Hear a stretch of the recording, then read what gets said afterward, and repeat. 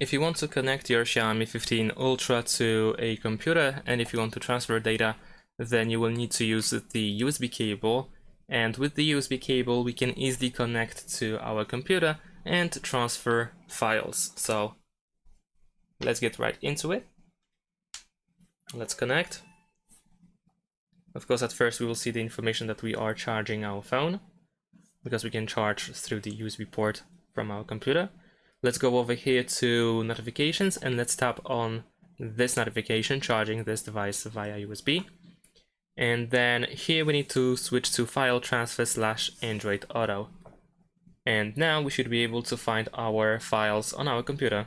So on Windows, as an example, if you open your PC, you should be able to find your Xiaomi 15 Ultra. You should be able to select it, go to internal shared storage, and you should be able to find all files, all folders that you have on your phone. So as an example, you can go to DCIM, camera, and you should be able to find all your photos over here. And that's pretty much it. Thanks for watching, leave a like and subscribe to my channel, and see you in my next videos. Bye!